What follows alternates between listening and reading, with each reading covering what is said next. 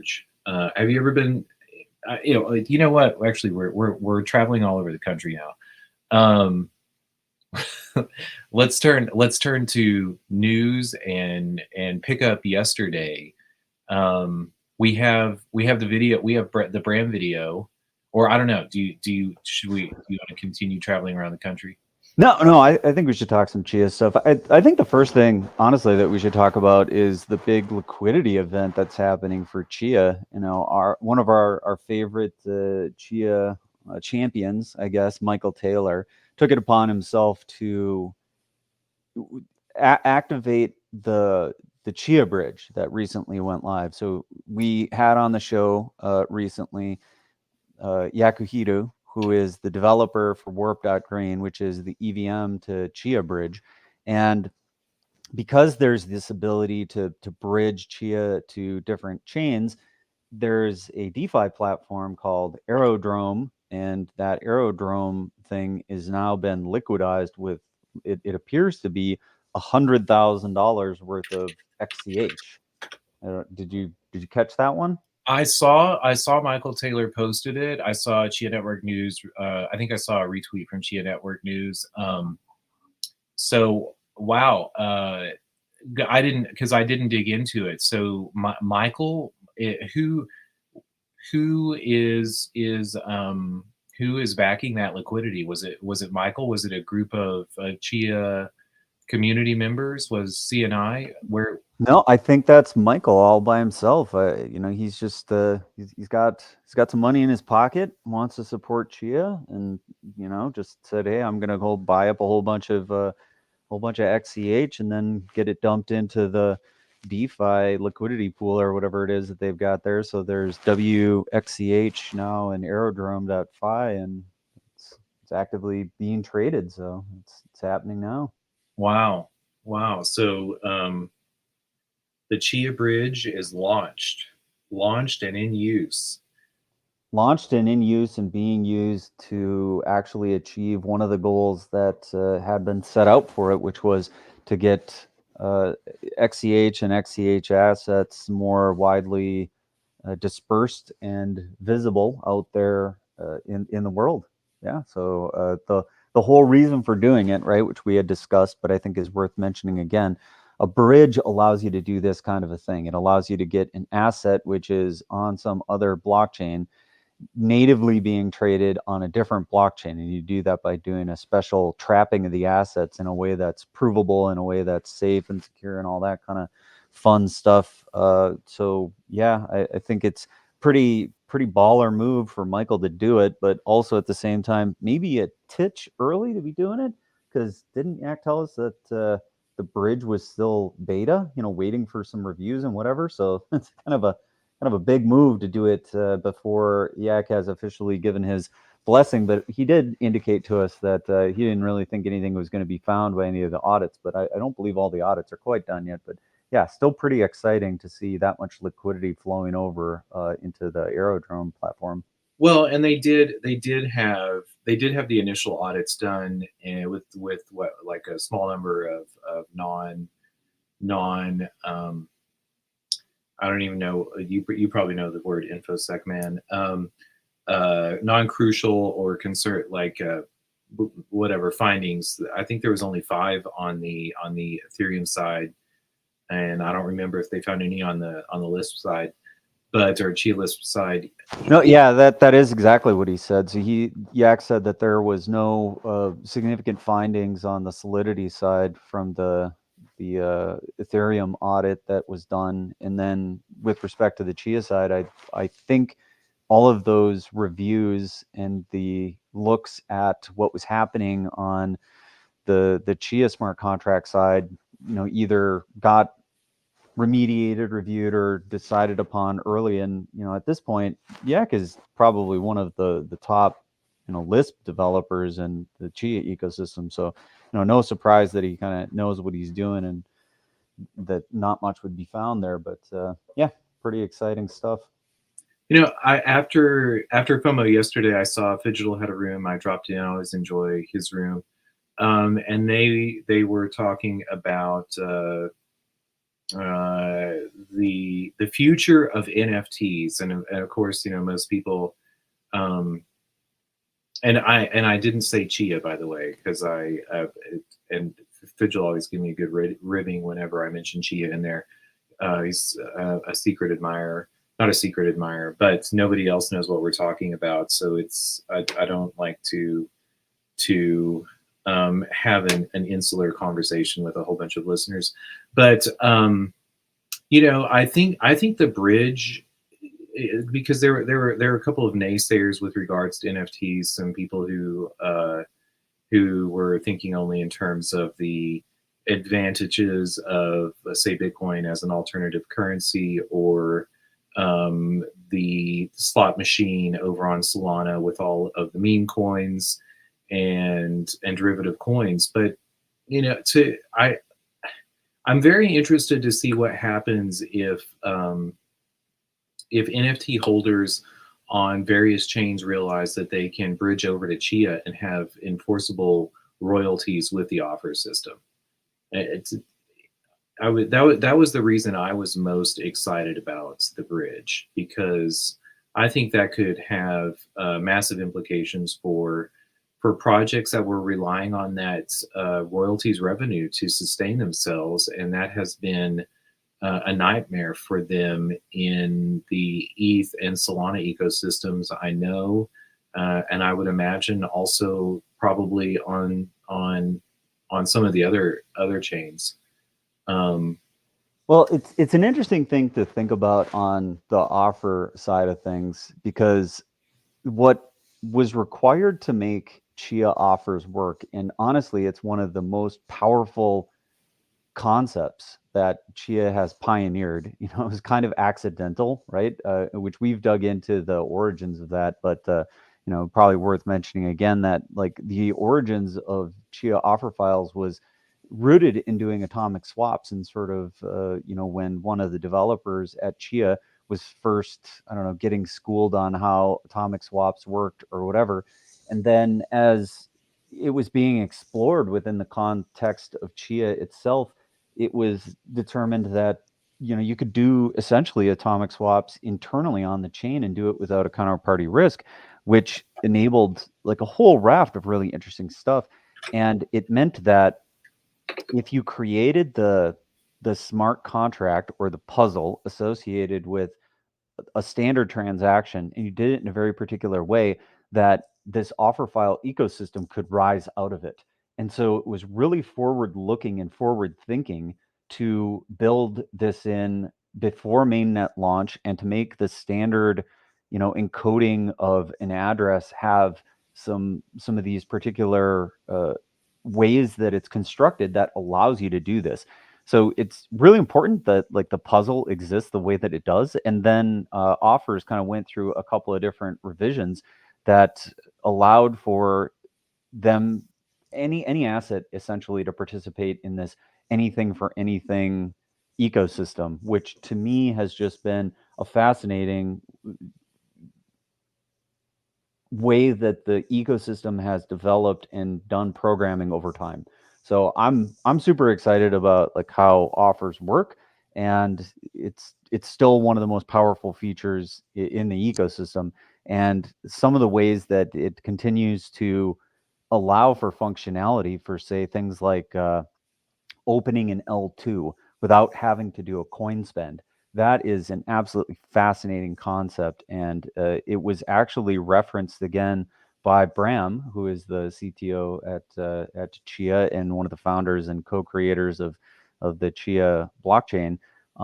That he was again talking about how offers can be done within the context of gaming, which is one of the things that I think we wanted to touch on a bit with respect to the interview. Yeah, you know what? Let's move on to that. But before, like, one thing on offers that I want to, that as you're talking, did you happen to did you see the book Phil Graham put out maybe a year and a half ago now, The Myth of American Inequality, I think it was. Didn't catch it. Nope. And he gave an interview on with Tyler Cowen on and do you know who Phil Graham is, right? For everybody, Phil Graham is Texan. He was economic advisor for Bush in the collapse of 2008, 2009. He is he was the man he was the economist who said the pillars of the economy are sound. Which maybe he was right, but maybe he was wrong. I don't know. Very interesting comment to make in those days. He took a lot of flack for it, certainly, but his book is about the he makes the claim that Americans are richer than they seem, and that we don't count transfer payments, social security, socialized care, uh, SNAP benefits, food stamps, et cetera, et cetera.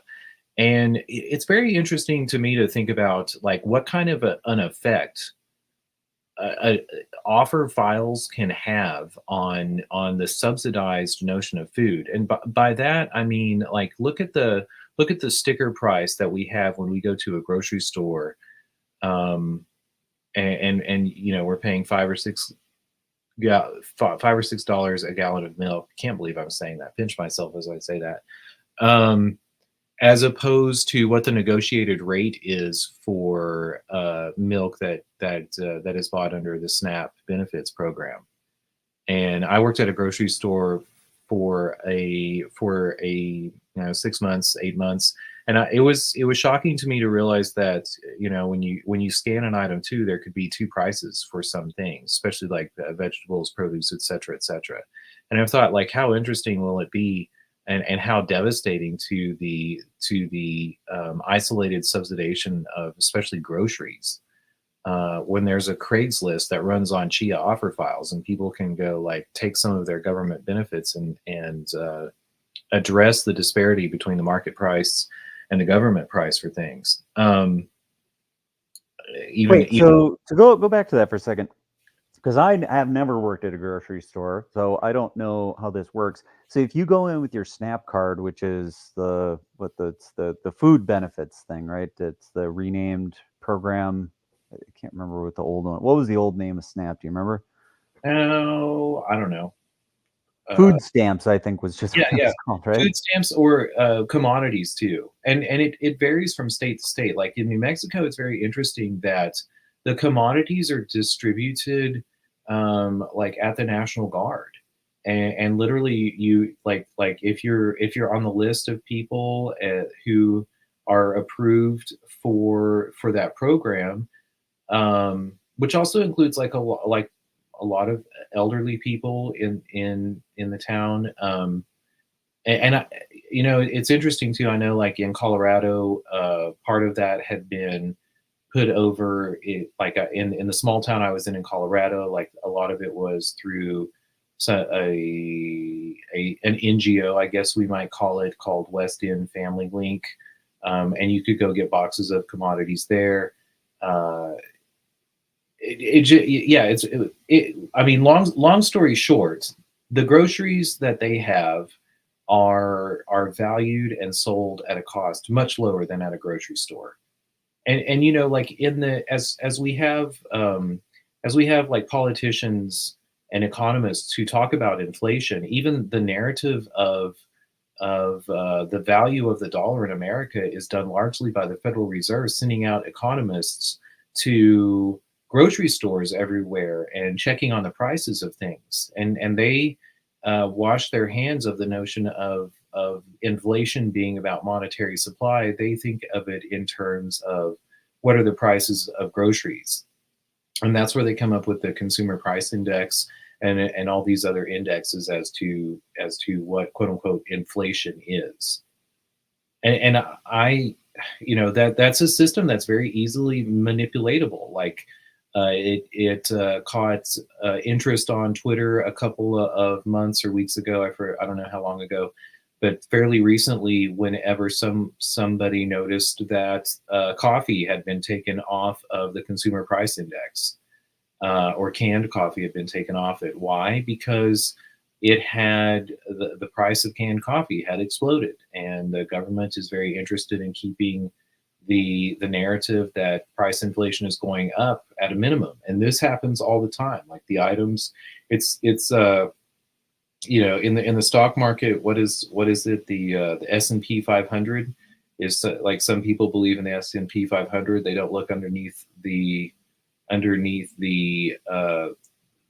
computation of what that number is, and it's like selected companies. It's not a general, like, or I should say, a holistic understanding of the health of that ecosystem.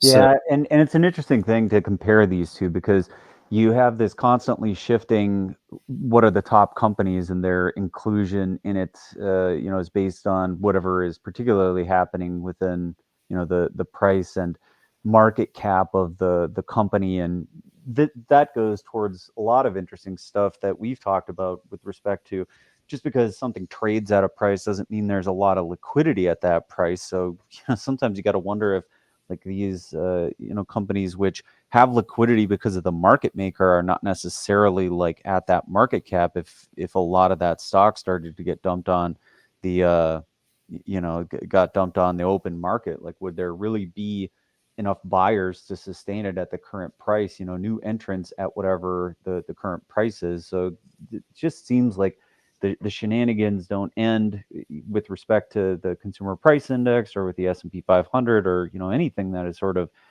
being curated in some sense by people who have a particular axe to grind or an agenda that they're trying to push. You got to ask like what's really going on here. And I actually think that when we're measuring inflation, I think some people have said that the Big Mac index is more reliable, right? To just look at what is the price of a Big Mac, because there's a lot of supply chain, there's a lot of stuff that goes into create the creation of a Big Mac, particularly. It's got beef, it's got vegetables, it's got bread, which includes flour. It's a commodity that's sold pretty consistently over multiple different years and decades. So I look at that and say that's my benchmark, and I think it's a more reliable benchmark for measuring price index. But going back to this whole idea of offers, so what you're saying is when you're at a grocery store and you go to pay with something, so if I go in with my Snap card, you're saying that I actually get a lower price for milk. So instead of paying the $6 per gallon, I might pay $1 or something like that. Like how disparate is the price? well, it depends on the items, but there were some items that were heavily discounted for Snap users, and that was done like at the register in the grocery store. And I would imagine it varies by state. I mean, like, I've also noticed that the price of groceries, I'm in Texas, Colorado, New Mexico, like bouncing between the three all the time, and it never ceases to amaze me the difference in the prices of groceries in the three different. Some of that are supply issues, but I think it has a lot more to do with what the different states are subsidizing in the way of their groceries. Well, I'll tell you what, nothing was more eye-opening than when I spent last summer in Eastern Europe. So I was found myself, in Croatia and Montenegro, uh, as just like me traveling, and I was shocked, flabbergasted, if you will, at the price of produce, commodities, and just general foodstuffs. I mean, I would go into the store with like 40 euros and I would come out with two huge bags just stuffed full of groceries. And to me, like as soon as I came back to the United States, I was like, okay, we are clearly just getting robbed here. This is not all inflation. It's not monetary supply. Like some of this is just straight up, companies increasing their prices because they can blame it on something else. And I think that we've seen evidence of some of this where, major retailers are saying, oh, well, we lowered the prices on, a significant amount of the items within our store. It's like the only way that you could reduce the prices if you had reasonably raised the prices and there was, wiggle room for you to reduce the prices. If that wasn't the case, then you couldn't, announce to everybody that you're dropping prices across the board. So, clearly this isn't all inflation. That part of this is, companies just jamming in on something that they can blame it on and then, increasing profits. And then when we look at, you know, the reporting of various companies on their profits, I mean, profits are up across the board. So, you know, that's certainly a mix of like, hey, there's prices that are just rising. And if you have a balloon that's inflating, obviously prices are going to go up, which is going to cause profits to go up. So that's a component of it. But I think that's not the entire story here. And definitely the more you travel around, which you're seeing, and I'm definitely seeing, you see wild disparity of goods in various localizations, and it's not all just you know, local production concerns either. It isn't just that you buy something locally, because I've been in places where locally produced items are significantly more expensive than imported ones. So it's a weird dynamic, definitely. You know, when I was in college, so like 2000 and probably 2 or 3, like I was in college a long time, and not because I got a doctorate either. Um, but I remember part of like me being turned on to understanding inflation went back to Kraft Parmesan cheese. You mentioned the Big Mac index, and I have saved those beautiful green tubes of Kraft Parmesan cheese for years, because I remember going to the grocery store once, and I was a poor college kid, living on day old bread and bananas and Kraft Parmesan cheese and macaroni, and I noticed that like the ounces on the Kraft Parmesan cheese, like they talk about shrinkflation as it's anything new, and I noticed it had gone down by 2 ounces for the same price. And I saved my old Kraft Parmesan cheese instead of throwing it away. I've been saving them ever since. And it's that, you know, like if you just pick one item, you can do any number of groceries, commodities, or whatever, and you can see some price inflation in that. But you know, going back to blockchain and offers, when I first came to Chia, I was blown away by offers. Like, to me, like there are so many innovations in Chia that are profound, security wise, et cetera, et cetera. But the decentralization of the offers system, as opposed to being, you know, like everyone having to go to like the same store, or this you know, OpenSea, Magic Eden, whatever.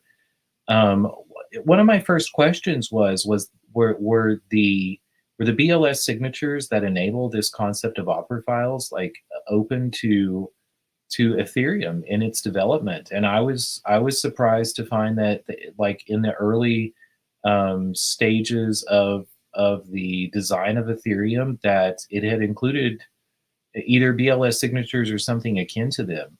And it's part of why I was so very interested in Stephen Nereov's narrative about the I don't know, the federal government's interest in Ethereum, and possible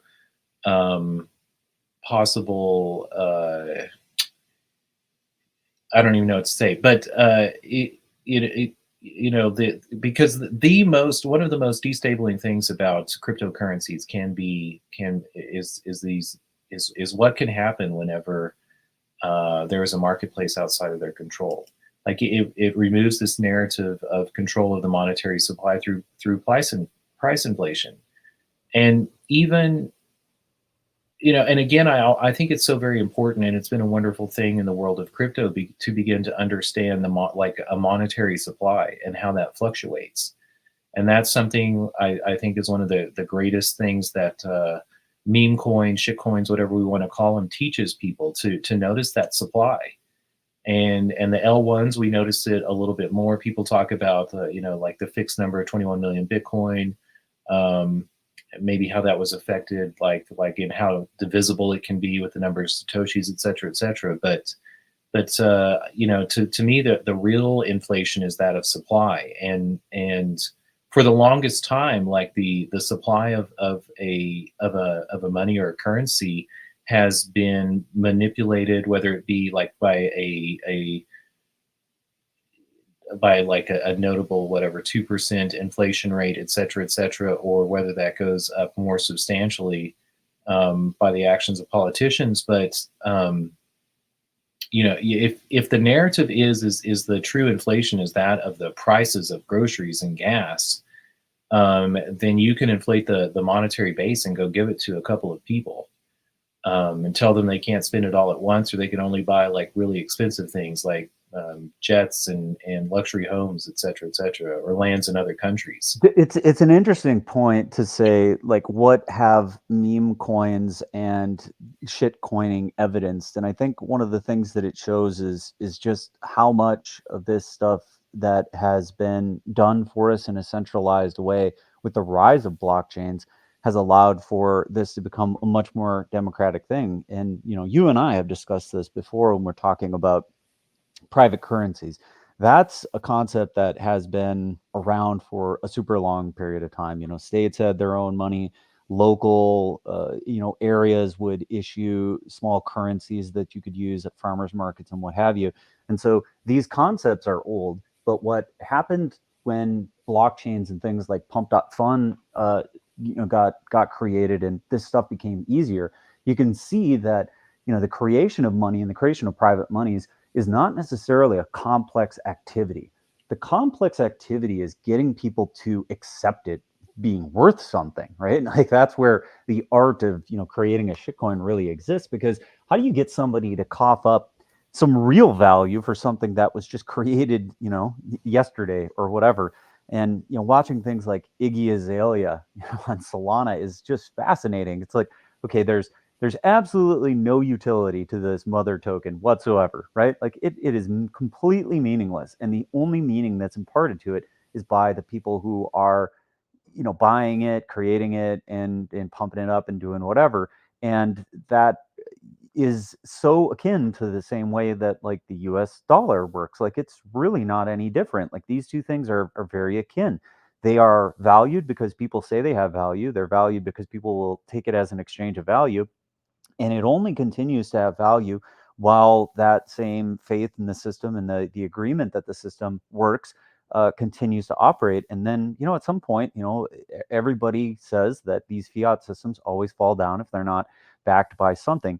And that's why this whole idea of Bitcoin and like what is it backed by and how does it actually work, it's a very interesting concept for how money supplies can be hard and can be hard to counterfeit. And there's this just absolutely good little animated video about Bitcoin and like comparing Bitcoin to the US dollar and fiat systems. And so these things are like super good to think about. And I would agree that all the memeing and shit coining that's been happening has been spreading the message far and wide, like what really is money, why do we have it, what does it do for society, and what are the important properties.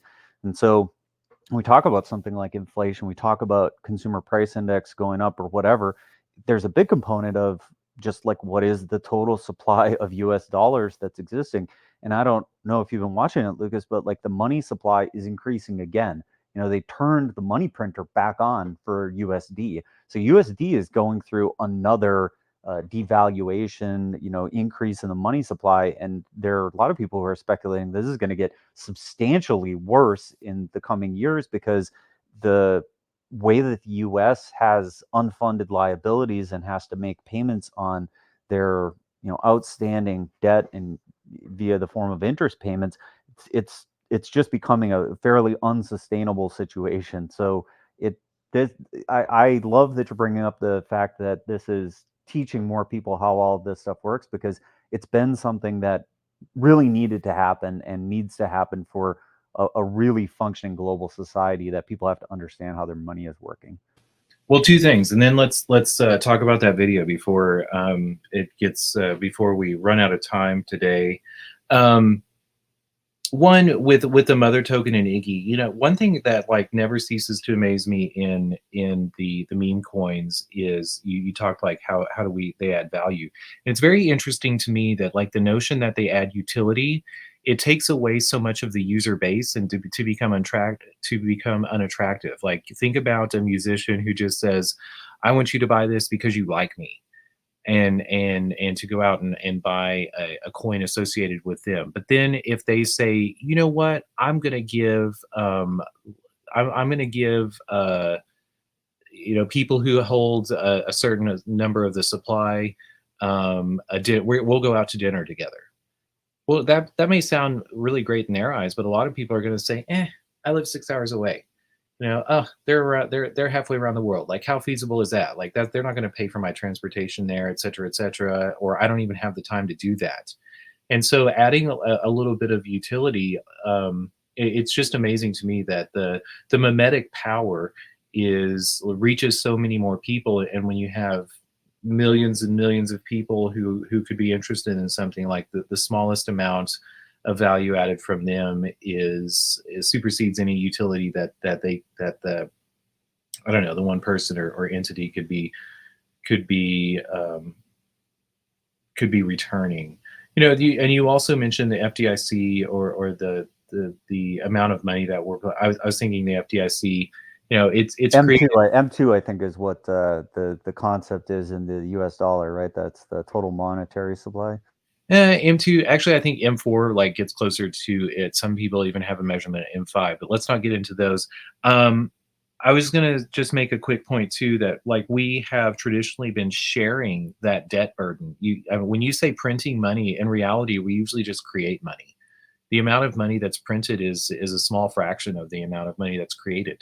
Totally. When I say printing, I was not referring to the actual pressing of physical paper dollars. I was more talking about the fact that like the money supply is increasing. There's more, whatever representation of dollars, mostly digital, I would say is the is the most likely part of it. Well, a lot of people like really think that it has to be physically printed, which is a very interesting. Like you've made that. That's part of what's so destabilizing to people, and gives them knots and anxiety in their stomach when they think about cryptocurrency.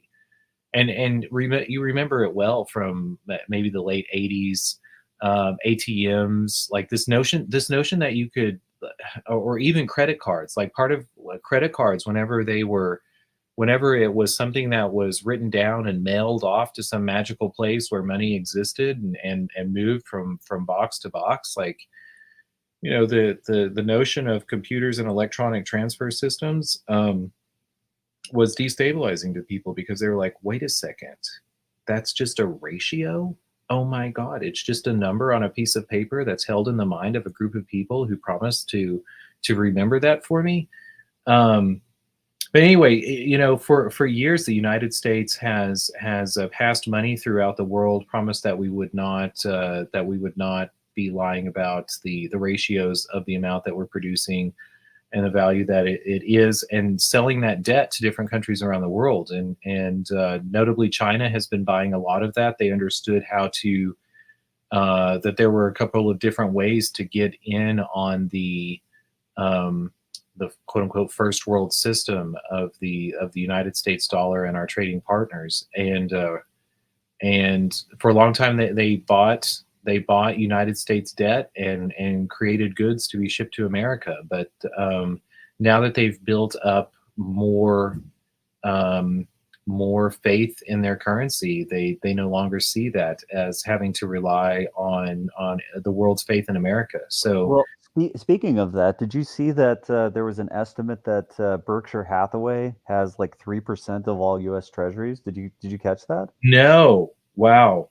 Um, Yeah, I mean, that was a wild statistic to have been thrown out. Like 3% of of all treasuries being held by Berkshire. Like, I know that Berkshire Hathaway, obviously, it's Warren Buffett's, company, and what they've traditionally been holding is just a significant amount of Apple stock. Like buying Berkshire is kind of like just like placing a big bet on Apple, because I think that they hold a significant amount of Apple stock. So it's a little bit like holding an ETF, because it's an investment company that buys other stuff, and so you're essentially buying a curated set of companies that Warren Buffett thinks is the right thing to buy, but also he's put a significant amount of money into treasuries. So I saw that number as 3%. wow. Well, I think a lot of people say a question like who buys the treasury bonds, the debt of the dollar, and in part the answer was other countries who wanted to be associated in part of our commerce system. But the other answer is, your 401k and even the stock market and all of that, like in large part, like buying treasury bonds, T-bills is part of that system. Yeah, it was viewed as a safe bet. It was like, what's the safest place to put your money? And there were decades where people were contemplating the demise of the dollar. And I think what has continuously happened is the rest of the planet has experienced various destabilizing events or things that have made it look like a very unattractive place to park your money in the long term. And the U.S., I don't know if it's because of geography and neighbors that the U.S. has, but there's like hasn't been the same kind of turmoil in the U.S. that we've seen in other parts of the globe, and so I think it's just been viewed as a safe haven. And the U.S. has had this resiliency to turmoil and has been viewed as a safe asset. But I agree with you. We got to talk about some Chia stuff here. So let's turn the conversation from all this like esoteric monetary policy. Let's talk about Chia gaming for a second. So I think the first thing that's really interesting about Chia gaming is I don't know if you know the first date that I ever spoke about this, that I ever heard about it. Just take a wild shot in the dark about the first time Chia Gaming was mentioned. Like, and I'm talking specifically about Chia Poker, which was specifically talked about in this in this interview. Just like take a wild guess at the first time. Oh, well, before I came to Chia, so maybe 2 years ago. July of 2022 is the first time I remember hearing about this and the first time I mentioned it on Twitter. So July of 2022. So yeah, so pretty much a little over 2 years ago. 2 years ago is when this was first talked about, that this was being worked on. And so everybody was like, oh, it's going to come out the end of the year. End of the year came and went, and no Chia gaming, no Chia poker. I mean, definitely work's been done. Like, let's not confuse what I'm talking about here, because this is certainly being worked on. But it was communicated that this was something that was near term, on the horizon, coming up soon, right?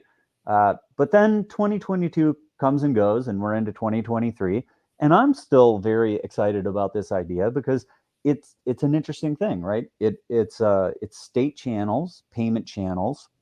It's a functioning L2 that's been discussed for one of our favorite coin set model currencies, and it was discussed that this would be better than Lightning. Which, after I've spent quite a bit of time with Lightning, I am not that excited about Bitcoin Lightning, which is the competitive L2. So sort of buried inside the effort of Chia Gaming was this idea that you would be able to have a fair game of poker on Chia that would be able to be played out across a payment channel. So 2023 comes around, and there's a couple times where I specifically mentioned that I'm excited about Chia Poker, and it's still being discussed. But 2023 comes and goes, and we still don't have any Chia Poker. And now we've got this interview, which we're mid 2024, and what was communicated in this interview was that Chia Poker would come out the end of this year.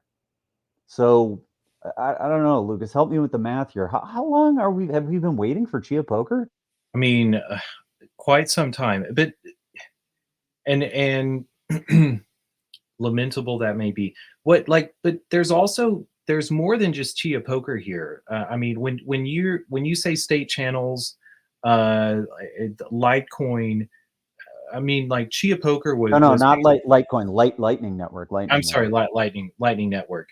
Um, I mean, there's something bigger, that poker was just like a metaphor to be achieving some sort of financial, a payment system, a faster. Yeah, but that's the interesting thing that's discussed in this interview is that Bram specifically says that the specification for payment channels, that he delivered it to one of the developers recently, right? So the years that this has been worked on, it's not like payment channels has been the focus, right?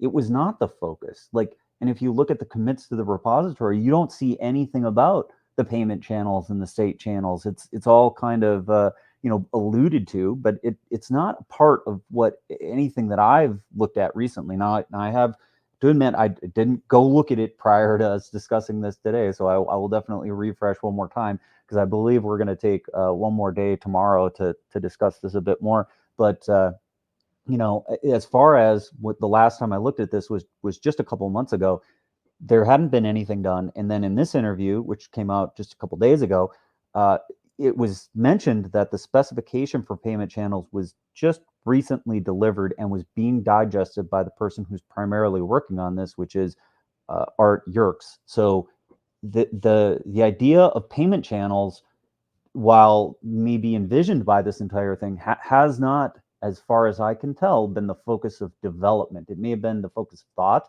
it may have been the focus of design, but as far as the specification for it, it was mentioned that that's just recently been delivered to the one who's going to start understanding it and thinking about how to do it.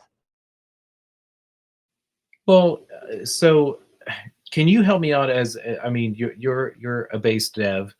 Um, what what is what is so difficult about payment channels, about a quote unquote fair game of poker?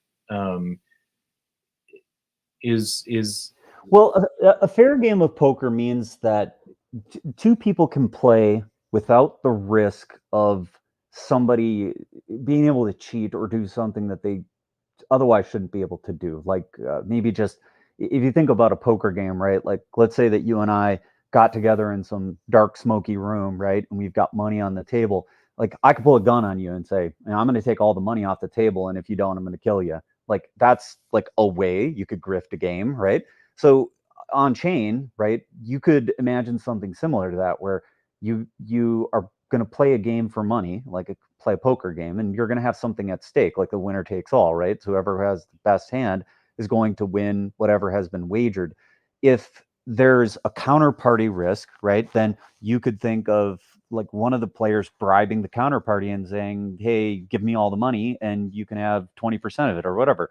Or the counterparty just making off with the money. That's essentially what happened with FTX, right? FTX was given money in a custodial relationship and they sort of just walked away with it. They took the money, gambled it away, and did something else and left a bunch of IOUs. So a fair game of poker being one where it's not easy for either player to cheat at the game, right? Like somehow manipulate the cards such that they get the best hand, that they can easily win the game because of some subterfuge that they did to manipulate the game's internals. So that being part of the fair game. And then the other thing of the fair game being that you're allowing for the chain to actually produce the settlement of funds, right? So it's saying that the person who has the winning hand is actually going to get paid whatever was at stake. That's the idea of the fair game, and that the blockchain actually enables you to do this. Everything that we talked about with respect to offers, us being able to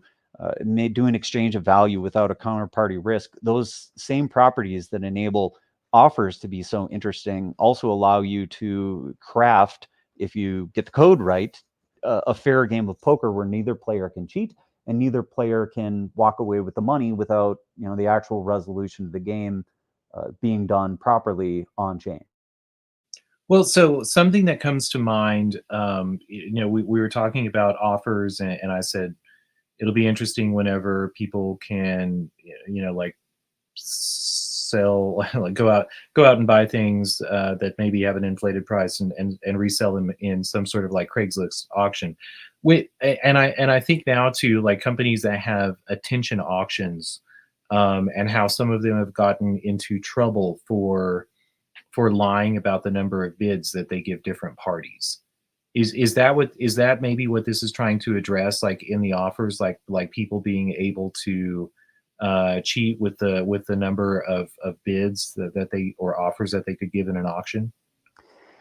I mean, not for this particular thing. I mean, there's properties of blockchain that could function like that, and there's ways that you could do that with offers, particularly that would probably achieve what you're mentioning. But like when it comes to this gaming thing and like why is it on a payment channel or a state channel or what is fair? I mean, probably not like related to that particularly.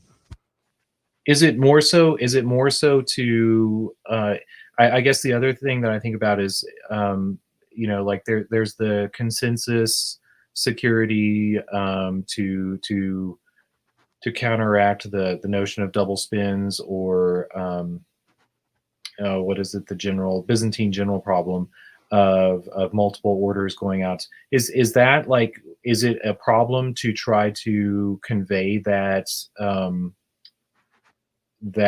I don't know, one-to-one reliability over to a layer two? Is that what the issue is? Those are all like layers of the pyramid, right? Like if your blockchain doesn't have some of the stuff that you just mentioned, then the blockchain itself is at risk, and that's something that can occur with a poorly constructed L1. So if you're L1, if the chain that you're operating on sort of is poorly constructed and has the wrong formulation, then you can have a risk associated with the blockchain itself just not doing what it's supposed to do, not functioning in a way that's correct. But when that fails, it fails catastrophically for the entire chain, for everything on it.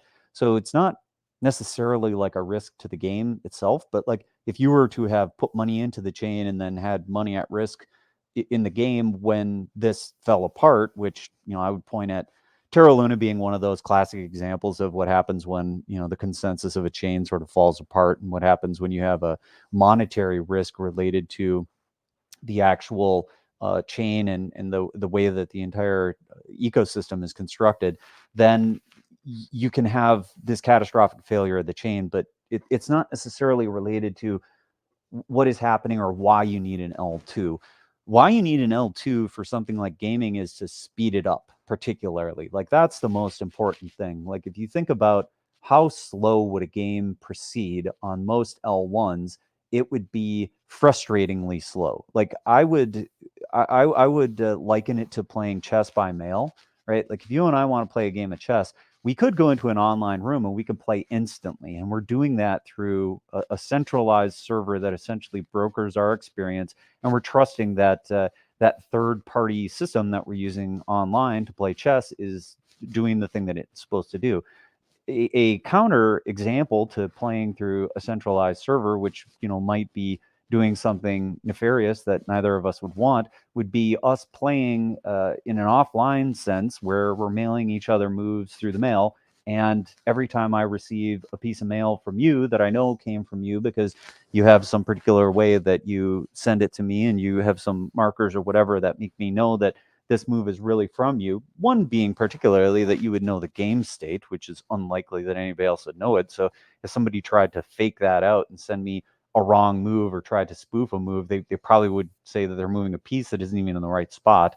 So I would know that that isn't right, and I could probably look at some other stuff and know that it's not your handwriting, and a whole bunch of other things that would give me an indication that it wasn't that. So most L1s would have this issue that they would play so abysmally slow that nobody would be interested in doing it. So setting up a payment or a state channel allows you to play at a speed that is uncoupled from the main chain. You're not waiting for the chain itself to confirm each block and the thing that happened via a coin spend or via some kind of an online in chain action that then needs to be confirmed and essentially buried in a way that it can't be reorged out because of the specific actions of the blockchain itself. So you'd have to wait for a sufficient number of confirmations to ensure that the move that you said you made was really the move that you said you made, and that we could build upon that as a previous state so that we could construct the next state of the board or the game or whatever, and that consistent burying of moves within older blocks is happening correctly. That's the primary motivation for doing it across a payment channel or a state channel, is just being able to move the game along at a significantly faster clip. Okay, you've given me a massive aha. That was because I was very confused as to I don't know what the conceptual problem was here, but and I want to dig more into it. There's also I saw that there was a rock paper scissors game on Chia now. I want to get your take on that. As you're talking about the timing and everything, I'm envisioning a clutch and a flywheel and transmissions on a car. But just a quick question before we close it out, because we are at the end of the hour. Are you familiar with Alpha Bill, Strange Loop favorite one of my favorite Chia community members on his podcast had Alpha Bill on a couple of months ago, and it is a blockchain of bills rather than transactions. Did you ever catch that? No, I'll have to take a look at that alpha bill. I'll make note of it. Yeah, give that a listen. And uh, I wonder if that could have any like probably like unrelated, but I thought it was a novel concept that a blockchain was recording bills and the settlement of those bills rather than transactions, and some of the possibilities that arose from changing what interaction was being recorded. Um, any last words? I really enjoyed it. Thanks to all the listeners that came in. I hope y'all enjoyed it. Let us know in the comments or DMs. God And we forbid. do this every day at the same time. So if you enjoyed the conversation, you're new to like checking out FOMO, we're here every day at 11 a.m. Eastern.